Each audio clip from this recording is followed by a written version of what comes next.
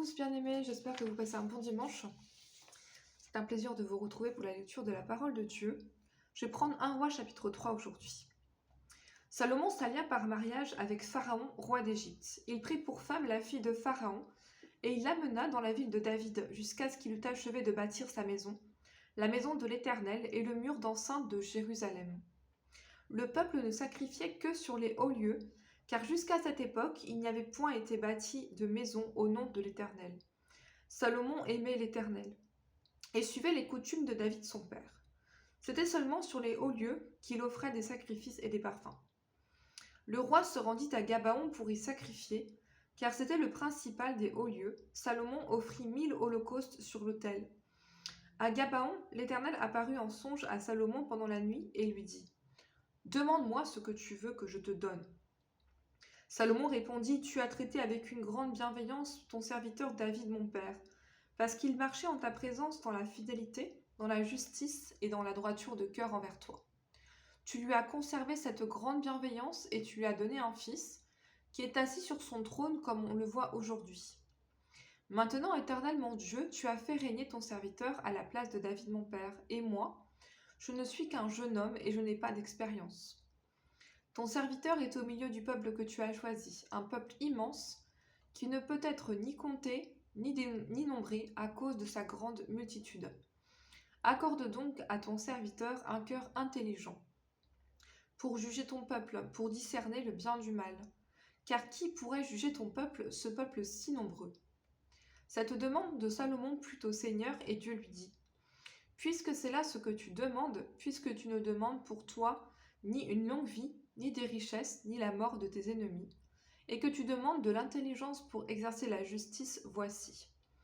J'agirai selon ta parole, je te donnerai un cœur sage et intelligent, de telle sorte qu'il n'y aura eu personne avant toi, et qu'on ne verra jamais personne de semblable à toi. Je te donnerai en outre ce que tu n'as pas demandé, des richesses et de la gloire, de telle sorte qu'il n'y aura pendant toute ta vie aucun roi qui soit ton pareil. Et si tu marches dans mes voies, en observant mes lois et mes commandements, comme l'a fait David ton père, je prolongerai tes jours. » Salomon s'éveilla et voilà le songe. Salomon revint à Jérusalem et se présenta devant l'arche de l'alliance de l'Éternel. Il offrit des holocaustes et des sacrifices d'action de grâce et il fit un festin à tous ses serviteurs. Alors 2 femmes prostituées vinrent chez le roi et se présentèrent devant lui. L'une des femmes dit : « Pardon, mon Seigneur, moi et cette femme, nous demeurions dans la même maison, et je suis accouchée près d'elle dans la maison. 3 jours après, cette femme est aussi accouchée. Nous habitions ensemble, aucun étranger n'était avec nous dans la maison. Il n'y avait que nous 2. Le fils de cette femme est mort pendant la nuit, parce qu'elle s'était couchée sur lui. Elle s'est levée au milieu de la nuit, elle a pris mon fils à mes côtés pendant que ta servante dormait, et l'a couché dans son sein, et son fils qui était mort, elle l'a couché dans mon sein. Le matin, je me suis levée pour allaiter mon fils, et voici, il était mort. Je l'ai regardé attentivement le matin, et voici, ce n'était pas mon fils que j'avais enfanté. » L'autre femme dit : « Au contraire, c'est mon fils qui est vivant, et c'est ton fils qui est mort. » Mais la première répliqua : « Nullement. C'est ton fils qui est mort, et c'est mon fils qui est vivant. » C'est ainsi qu'elles parlèrent devant le roi.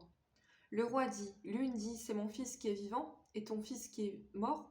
Et l'autre dit : nullement. C'est ton fils qui est mort, et c'est mon fils qui est vivant. » Puis elle ajouta : « Apportez-moi une épée. » On apporta une épée devant le roi, et le roi dit : « Coupez en 2 l'enfant qui vit, et donnez-en la moitié à l'une, et la moitié à l'autre. » Alors la femme dont le fils était vivant sentit ses entrailles s'émouvoir pour son fils, et elle dit au roi : « Ah, mon Seigneur, donnez-lui l'enfant qui vit, et ne le faites pas mourir. » Mais l'autre dit : « Il ne sera ni à moi, ni à toi, coupez-le. » Et le roi, prenant la parole, dit : « Donnez à la première l'enfant qui vit, et ne le faites pas mourir, c'est elle qui est sa mère. » Tout Israël apprit le jugement que le roi avait prononcé, et l'on craignit le roi, car on vit que la sagesse de Dieu était en lui pour le diriger dans ses jugements.